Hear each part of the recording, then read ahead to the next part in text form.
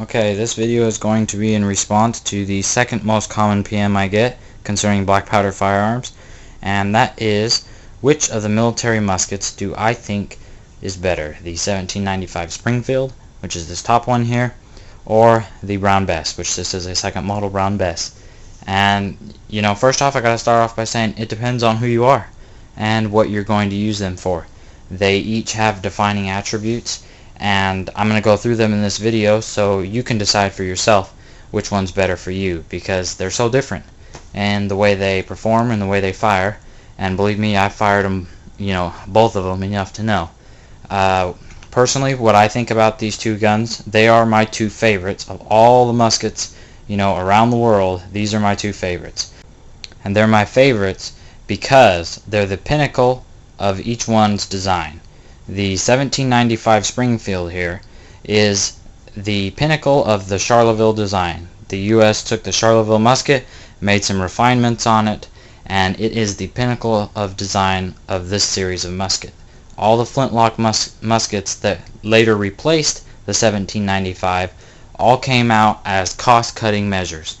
They didn't cut, there wasn't as much figure in the stock. They didn't figure the stock as much. They took some of the decoration off the lock. The lock got more square. The barrel bands shrunk, and just general stuff like that. It wasn't as figured, it wasn't as ornate, and it was all cost-cutting. Same thing with the second model Brown Bess. It's a little shorter than the first model Brown Bess, but it still had the thumb plate and the raised engravings or raised carvings around the lock and the breech and the side plate here. So, and then after this, all the subsequent models that were made were all cost cutters. So I do believe that the Springfield 1795 and the Brown Bess second model were the pinnacle of one another's design. So they are my favorites. So what does the Springfield have, to its advantage?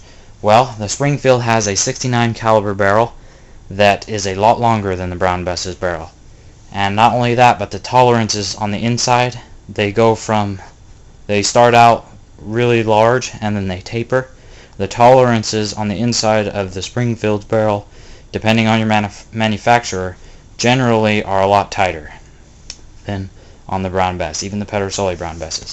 So, and not only that, but you have accuracy with the 1795 Springfield. It is one of the few muskets that actually had a dedicated front sight. You see here that you got this brass piece. It is one of the few military muskets that had a dedicated front sight. So, what kind of accuracy can you achieve with it? Well, let's look at this ottoman as a deer. It's about a deer-sized, or large deer, or an elk-sized, kill zone in their torso type, thing. You guys follow me? Anyway, at 100 yards, the 1795 Springfield, using just a standard military paper-rolled cartridge with a 6.48 caliber ball, you will be able to keep a consistent pattern on this size of target. Now, what you're going to have to do is it takes some practice, learning to aim with a smoothbore that has only a front sight, but you're going to be aiming for the center every time, and you'll get a ball that lands here, here, here, here, here, here, but you'll be able to consistently stay on this target. They will not waver off of something about that size. So, and to give you an example, another example of accuracy, I can't do this, but back in the day, the elite infantry at the time was able to hit a parchment paper, which is a lot bigger than 8.5 by 11, just so you know, but they were able to hit parchment paper at 200 yards with their 1795 Springfield. So that gives you kind of an idea on accuracy. Now the Brown Bess, even with a tightly patched 75 caliber ball out of a second model Brown Bess, to achieve this kind of, again we're looking at this size of a target, size of this ottoman, to get that same pattern, the Brown Bess probably can't reach out further than 75 yards and stay on, this size of a target as the ottoman is. So there's a disadvantage there if you're buying these muskets for accuracy. The other thing that the 1795 has over the Brown Bess is that, again, the tighter tolerances of the bore, if your military cartridge, and again this is a military cartridge, not a tightly patched round ball, if you load that with anywhere from 70 to 90 grains of 2F, you will get this 648 caliber ball, which is a massive piece of lead, to go supersonic almost every time. And you will know that it's going supersonic because of the very distinct crack that it will make. And then sometimes, very occasionally, when you're first starting out, when there's not much resistance in the barrel from fouling, it won't, and then you'll hear it and you'll just know. So that is pretty awesome. Getting something that large to go supersonic is pretty sweet. The round Bess, rarely can you get the ball to go supersonic. You know, once it's pretty fouled and there's some resistance in that barrel, you'll hear a couple of them go supersonic, and that's pretty awesome.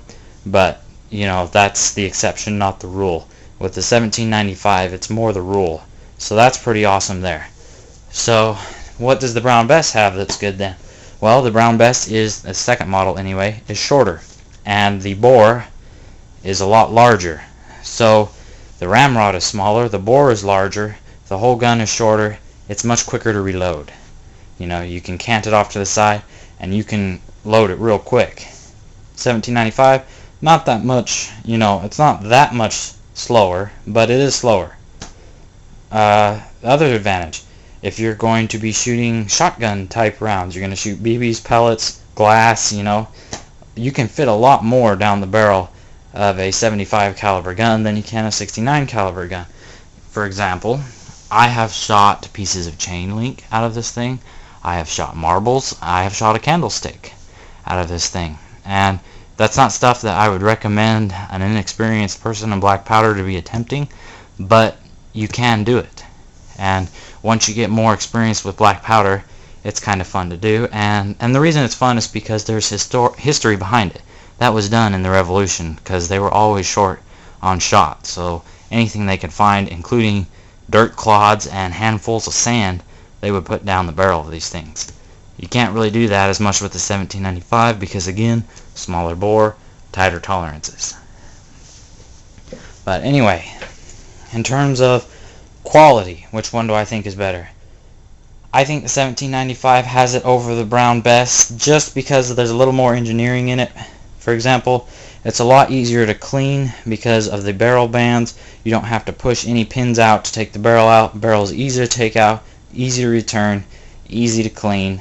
The locks they have almost the same size frisons, but the 1795s is definitely a little larger, creating a little more spark, slightly more reliable if you have a good one. But, you know, those are just minor differences. Personal favorite, I like the 1795, but I'm more of an accuracy kind of guy. I only shoot crazy things through this once in a while to have a little bit of fun, but I like having accuracy, and I like hearing that ball break the sound barrier. So really it just comes down to what you guys prefer when you're looking at these. In terms of like quality of parts, how long each one will last, if you're getting a Pedersoli, you know, either one of them in a Pedersoli, quality that way is about the same.